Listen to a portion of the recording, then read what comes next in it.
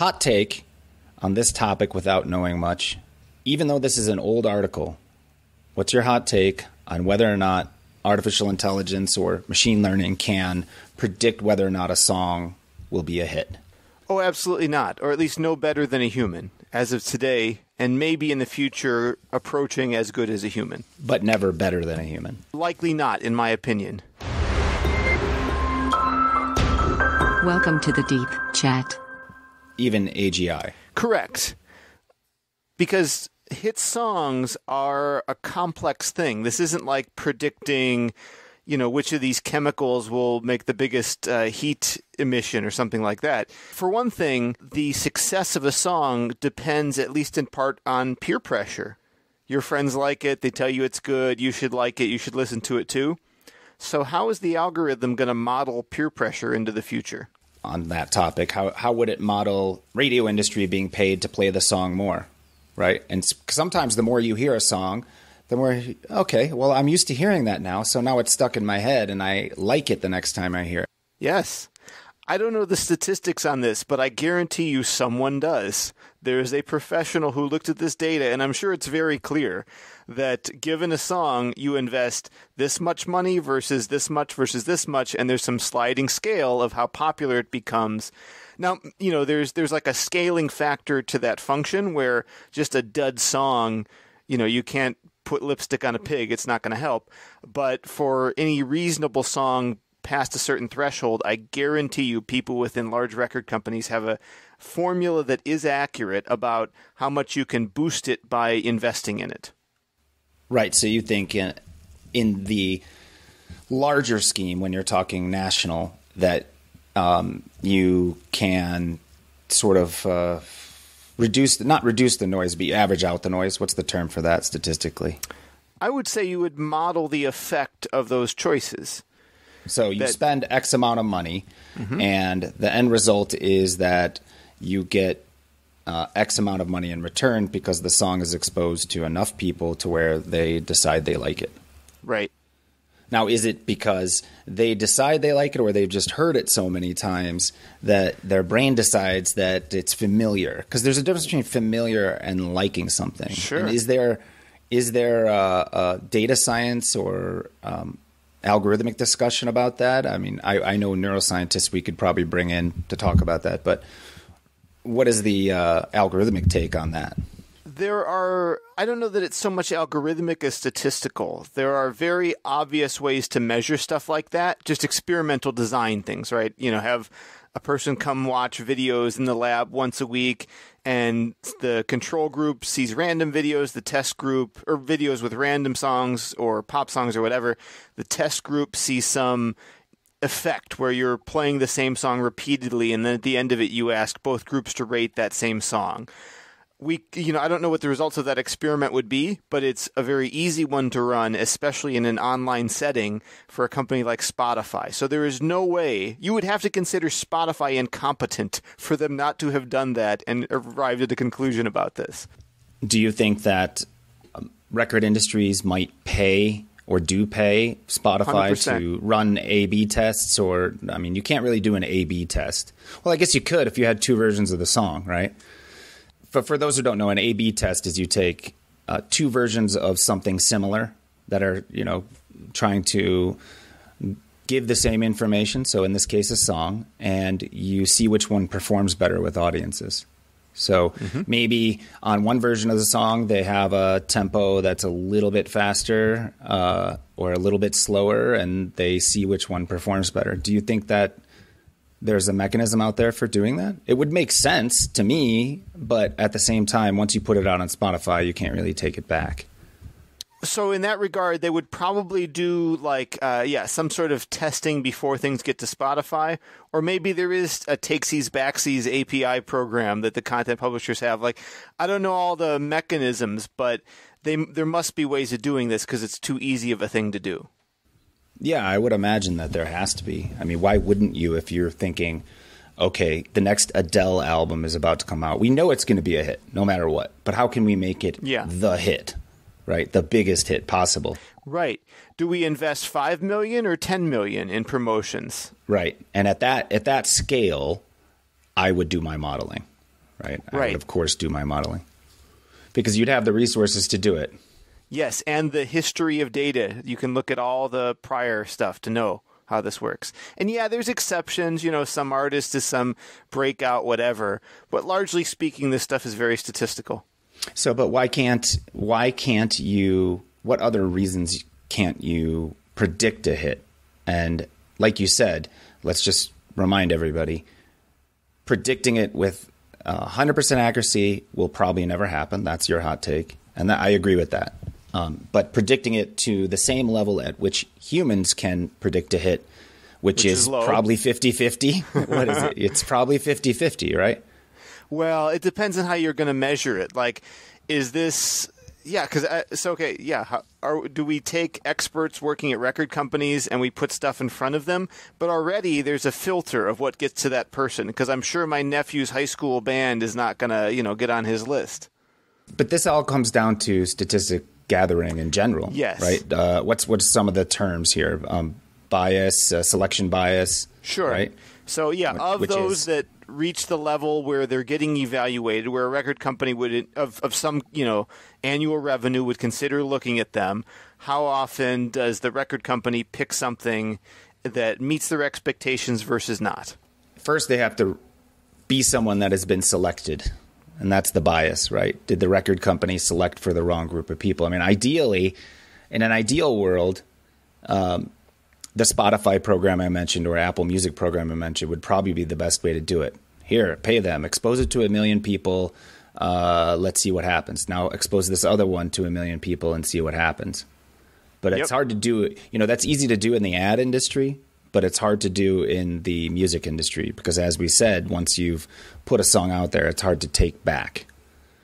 Someone will have downloaded it, or maybe there's a platform for experiments, where you're listening to streaming and it's highly secure. And well, there's live performance too. An artist under normal circumstances is out playing at concert venues, and there's a wealth of data in audience reaction. Do you think they take audience reaction when they try new songs? Do you think there's a quantifiable, is there a data company that actually will record audience reaction? And I doubt it, even though it would be smart but difficult. So most of what these companies do today is look at stylometric features, broadly speaking. So that is like, what is the beats per minute of this song? Is it major, minor? What is the mode of it? Questions about the music itself, its tempo, its recording style.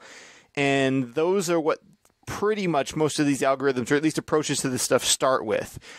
And I think that's necessary, but nowhere near sufficient. To belabor the point, imagine if I gave you a list of vital signs, a folder with 10 pieces of paper in it. It lists the heart rate, the blood pressure, all types of biometrics. And I said, Brad, one of these 10 things is your wife. Which one is it? Could you pick her out? No, right, exactly. Right.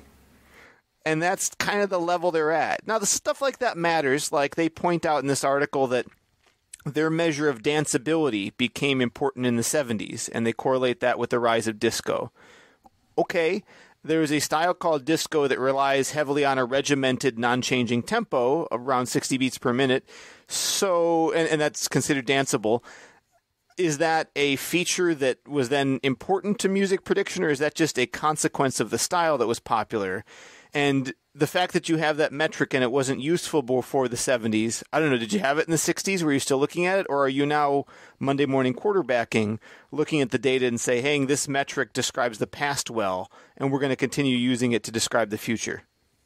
Right. You couldn't take a 60 beat per minute song and expect that it would have, just because it's 60 beats per minute, would have performed well in the 70s, right? Yeah. If it didn't have the disco signature. Yeah, plug this in. Tell a musician these facts and ask them how they would use it. Hey, we see successful music at 60 beats per minute. Go write more of those types of songs. Successful dance music. Yeah. So, everything has a beat, right? I mean, if it's a requirement, yeah. But that alone does not make the success of a song. In theory, what you're doing is, I think algorithmically, you would be taking and ingesting all the metrics about a song that you can, but not just one song, the history of hits, right? and using machine learning to see what makes a general hit in the different groupings of pop, rock, country. And if I'm not mistaken, that's what they did. I think I read another article on that, right? So their description was that you move the needle towards one of the center points on any one of those. So if you're pop, try to move it towards the needle of where all the hits gathered in pop, right? Why is that? Why doesn't that work, though? I mean, could it? Maybe you're not going to be right 100% of the time, but could it make you more likely to have a hit, or more likely to have maybe not even a hit, but just a song that people connect with? Possibly. It's a partial telling of the story. So the real measure of this would be to show it to actual musicians, performers, composers, and say, hey, in light of this data, if your objective was to write a popular song, which is not necessarily the objective of an artist, right? It's sort of like if you were doing that, it's objective of that's the objective of the record company, and that's right. where things come at odds. But so Sure. we're talking about maximizing the objective of the record company. Yeah, which may not be what the artist is trying to accomplish. But if you ask them to do that and they were on board, giving them these stylometric data sets, I don't know that would inform them in a way that could help them produce more popular music, which also then leads me to believe that these are spurious correlations. Yeah, but couldn't you just say, okay, to nudge it in that direction, the bulk of these centered around this area? You know, if you picture a graph, the bulk of these centered around this cluster have 65 beats per minute, and they're at 85. Couldn't you say, okay, well, that's one thing we can nudge, and then typically they have a very simple repeated pattern with the lyrics, which is pretty common. Like Post Malone is the king of that. Super simple. Da da da da da da da da, and he repeats it through the song, even if it's different words, and nudge it in that direction. I mean, couldn't you? You know, we've talked about nudging before, but couldn't there be little nudges that make a big nudge in the general direction of hit? Possibly, or that could just make everything sound more like regression to the mean.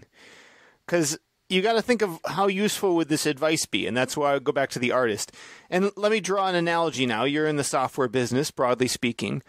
Imagine if there was some big tech company venture fund that did this deep analysis of all the code bases of successful and unsuccessful companies, and they came out with this giant report, and then they analyze your business, and they're going to give you feedback. And they said, Brad, we compared your business to other businesses, and in other successful companies that are growing faster than you, they write an average of 20 lines of code per function. Your team's doing 14 lines of code per function. You need to get them writing 20 instead of 14 lines of code per function. Well, right there, I would say, was the company a space company? Because writing code to communicate with satellites is different than writing code that might, move some information around. Yeah. It's two totally different things. You have to go for slower. 1,000 reasons. Yeah. I mean, that's at first blush, right? I'm a musician enough to tell you this. If you come at me and say the problem with your music is you have the wrong beats per minute, that's the end of it. Well, but in the context of a bunch of things nudging in that direction, so like, okay, maybe you can't get to 65 beats per minute, but let's just take it down just a little bit. Instead of 85, let's try to get it closer. Let's do 75. Let's split the difference. Maybe the song still sounds quite the same, but it's a little bit more accessible or danceable or whatever the metric is. And, you try to get it closer to the cluster. It doesn't have to be in the cluster, but I could definitely see, if you're an open-minded artist, that you run a pass through this algorithm and you go, okay, what am I willing to change in the song that might make it sound better? And then you tweak it, you listen, and you go, okay, actually that does sound better. It's a better earworm. It connects more, and you experiment. Like, I see it as I think what we're saying, what the general idea behind this article is that predicting a hit. And what I'm saying is I could see them more using it as a tool to make their music better, right? Which is two very different things. And better from a sense of their own interpretation, but steering towards what normally can make a hit. So it's up to the artist. I could see it being part of the whole process where it's just constantly checking it against where it is, and you're watching this graph shift as you make adjustments to the music. And just like any artist does, like they change songs. You're like, let's try this, let's try that, let's try this, let's see where that moves us. Are we happy with it? Are we not? I think that's a reasonable expectation for a tool like this. Sure, if you frame it that way, and if the musician likes the tool and finds something functionally useful out of it, then it's great. I remain unconvinced as to whether or not that'll happen. First of all, because they only report a 60% accuracy, which is strikingly low for mostly that's at the point where you stop using machine learning, because what's the point? You're pretty close almost 50-50, right? Almost. And that's just a flip of a coin. I mean, right, so we also have to ask what's the baseline, because, the number of songs written per day by human beings is astronomical, and very, tiniest percentage of them becomes a hit. So it's not quite 50-50, but yeah.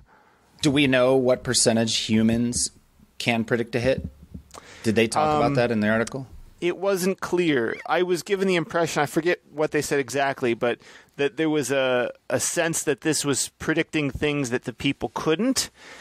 But that but also it's so close to 50-50. Very cherry picked, yeah. I feel like you and I could pick a hit 50-50, right? Sure. We'd be right half the time, and we'd be wrong half the time, and that's not that hard. And then let's talk to an algorithm, and let's also talk to a psychic and some sort of voodoo divining, person, right. And we'll get predictions from all of them, and we'll see which one works. Kyle, you're the machine learning data science person. You're supposed to say it can solve everything. It can if it's given the proper training data set. And that's the problem here. But aren't hits considered a good training data set? What's the problem with that data set? It's easy to get those stylometric features that we were talking about, the tempo, the beats per minute, the key, and those are of some use. So just granted, let's assume machine learning has those. There are auxiliary features like, did the artist appear on TMZ in the week that the thing came out? Right. So that has to be a feature. If you look at the historical hits, you'd be like, yeah, this guy threw up on himself, and then he had this big hit #1 single. And you can relate those two events, but you wouldn't have known in advance that they were going to have that event. So you have to model that if it's important. Say, what is the likelihood that this artist will appear on TMZ in the time frame we're looking for what we assume is a measure of success and hit generation. So capturing all of these seemingly ephemeral things about their personal life or about, the budget of the record company. How much will the record company invest? Did a war suddenly break out that affected people's moods when the song first came out, and they didn't want to hear an aggressive song? And I mean, that's a reality that can play into it, right? And cultural aspects. I mean, it takes a long time for an artist to put out a record. Now, it's true with like home equipment stuff, like a capable person, maybe they could write a song about the news and put it out in 3 hours. I'm not saying like you can't do stuff like that, but largely speaking, a work of art, an album, takes months to produce. So it'll come out at a time that's 6 months, however, delayed in the cultural zeitgeist. How is it going to hit then?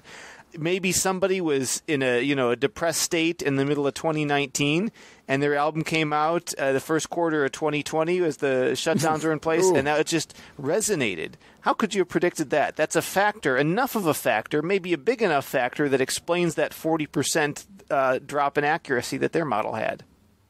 Right. And those are the impossible things. So what you're telling me, Kyle, is all of the movies and sci-fi stuff that has a future where a computer just can predict everything is very, very unattainable or close to unattainable. Well, let's say something obvious to kick it off. No matter how good you are at machine learning, you're not going to predict tomorrow's lottery numbers unless there's a flaw in the lottery system. Right. Yep, that's a perfect example. Yeah. And there's a gradient in there. Music is somewhat predictable, for sure. It's not as hard to predict as the lottery, but it is quite hard to predict. Well, the lottery is bound more than music, I would say.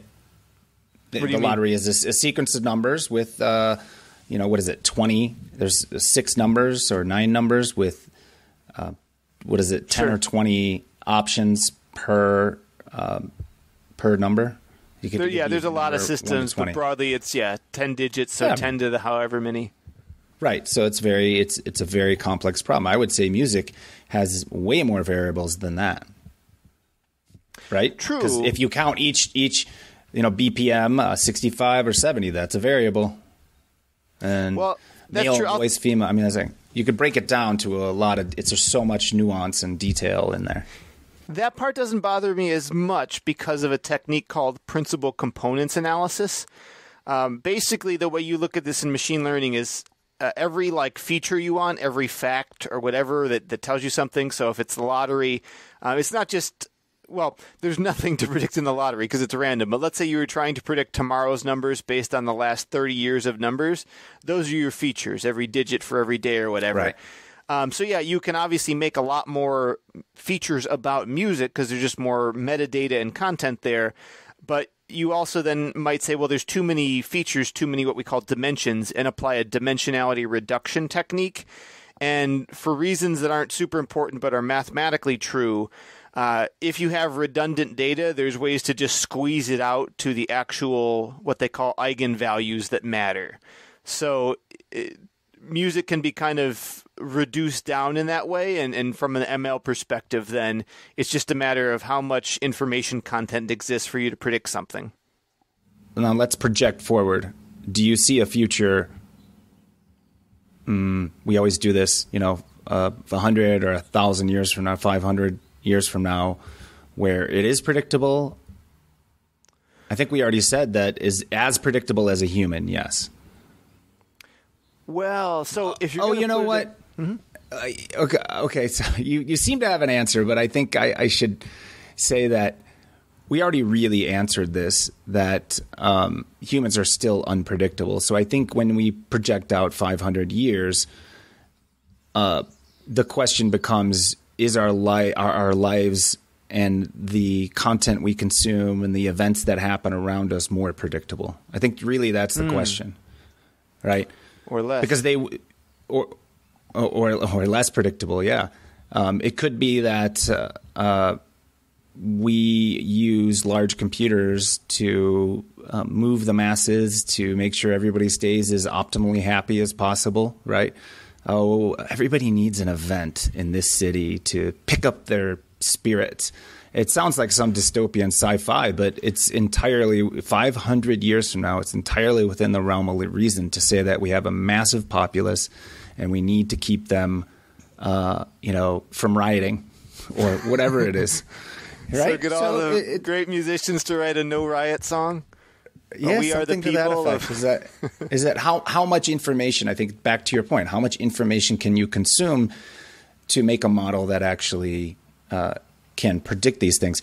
Right now, we can't consume enough information, right? So, culture's too dynamic in a far-flung future, right? But it's lack of information, right? Even if the culture was less dynamic, we can't account for that information. So if we could, you might be able to say, given the totality of information about what we know about the governments, let's just isolate it to the United States, right? If we're in control of all of the media consumption and all of the patterns of media consumption and what ads get placed and all that, would there be more predictability? And I would say there'd certainly be more predictability, but it would still have a hard time getting beyond the general a certain threshold, right? Because there would be variance in the. So you would achieve a high level of accuracy, but the noise would be plus or minus some percent, right? And you would never get beyond that because humans, you'd have to model every single human, and that's almost impossible. Yeah. There's some portion of what it takes to be a successful hit song is composed of many things. Playing good music on key is a big piece of it for sure. But there are so many variables and enough of them unmeasurable that maybe these guys, I know we kind of downplayed their achievement. Maybe they hit the ceiling. Maybe that's it. Maybe 60% accurate is as good as it gets.